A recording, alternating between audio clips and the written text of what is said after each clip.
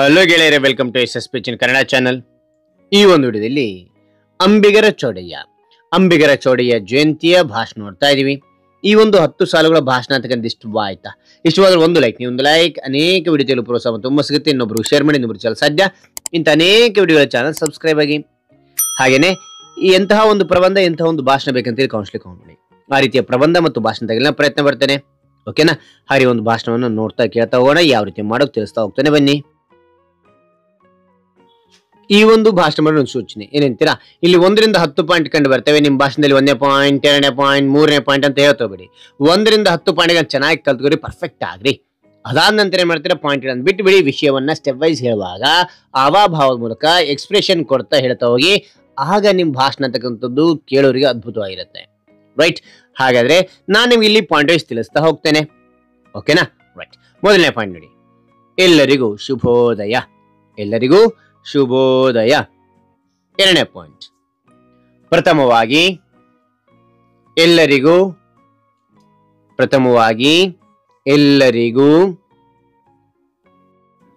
ಅಂಬಿಗರ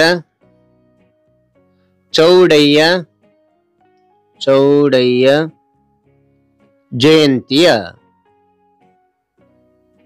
ಶುಭಾಶಯಗಳು.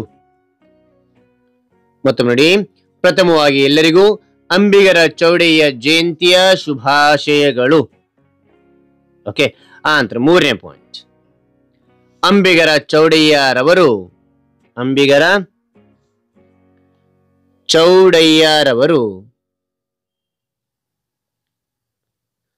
12ನೇ ಶತಮಾನದ ವಚನಕಾರ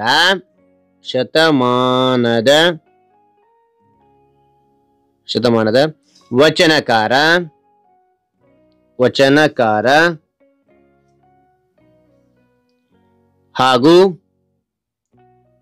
ವೃತ್ತಿಯಲ್ಲಿ ಅಂಬಿಗರಾಗಿದ್ದರು. ಮತ್ತು ನೋಡಿ, ಅಂಬಿಗರ ಚೌಡಯ್ಯರವರು 12ನೇ ಶತಮಾನದ ವಚನಕಾರ ಹಾಗೂ ವೃತ್ತಿಯಲ್ಲಿ ಅಂಬಿಗರಾಗಿದ್ದರು. ಮೊದಲೇ ನೋಡಿ, ಎಲ್ಲರಿಗೂ ಶುಭೋದಯ. ಪ್ರಥಮವಾಗಿ ಎಲ್ಲರಿಗೂ ಅಂಬಿಗರ ಚೌಡಯ್ಯ ಜಯಂತಿಯ ಶುಭಾಶಯಗಳು. ಅಂಬಿಗರ ಚೌಡಯ್ಯರವರು 12ನೇ ಶತಮಾನದ ವಚನಕಾರ ಹಾಗೂ ವೃತ್ತಿಯಲ್ಲಿ ಅಂಬಿಗರಾಗಿದ್ದರು. 4ನೇ ಪಾಯಿಂಟ್, ಅವರು ಹಾವೇರಿ ಜಿಲ್ಲೆಯ ರಾಣಿಬೆನ್ನೂರು ತಾಲೂಕಿನ ಶಿವಪುರದಲ್ಲಿ ಜನಿಸಿದರು. ಓಕೆ.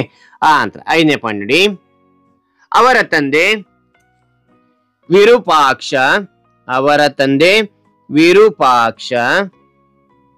ತಾಯಿ ಸುಲೋಚನ. ಅವರ ತಂದೆ ವಿರೂಪಾಕ್ಷ, ತಾಯಿ ಸುಲೋಚನ. 6ನೇ ಪಾಯಿಂಟ್, ಅವರ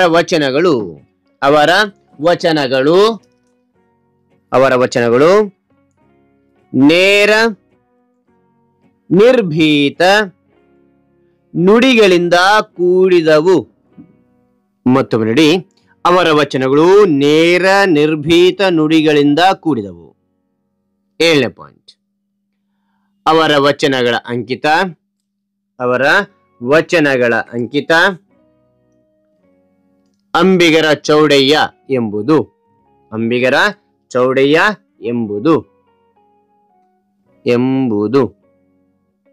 8ನೇ ಪಾಯಿಂಟ್, ಅವರು ರಾಣೆಬೆನ್ನೂರು ಹಾವೇರಿ ಜಿಲ್ಲೆಯಲ್ಲಿ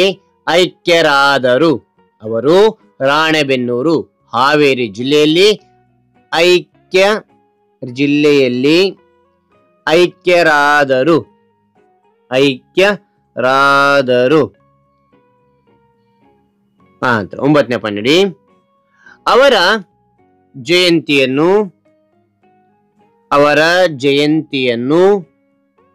ಪ್ರತಿ ವರ್ಷ ಜನವರಿ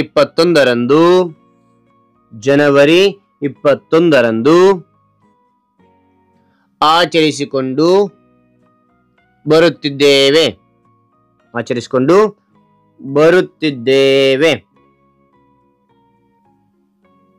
ಓಕೆ. 10ನೇ ಪಾಯಿಂಟ್, ಕೊನೆ ಪಾಯಿಂಟ್ ನೋಡಿ.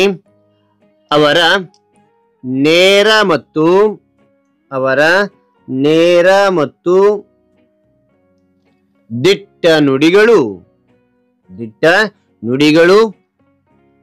ಇಂದಿನ ಸಮಾಜಕ್ಕೂ ಅನ್ವಯವಾಗುತ್ತದೆ. ಅವರ ನೇರ ಮತ್ತು ದಿಟ್ಟ ನುಡಿಗಳು ಇಂದಿನ ಸಮಾಜಕ್ಕೂ ಅನ್ವಯವಾಗುತ್ತದೆ ಎಂದು ತಿಳಿಸುತ್ತಾ ನನ್ನ ಈ ಮಾತುಗಳನ್ನು ಮುಗಿಸುತ್ತೇನೆ ಎಂದು ತಿಳಿಸುತ್ತಾ ನನ್ನ ಈ ಮಾತುಗಳನ್ನು ಮುಗಿಸುತ್ತೇನೆ.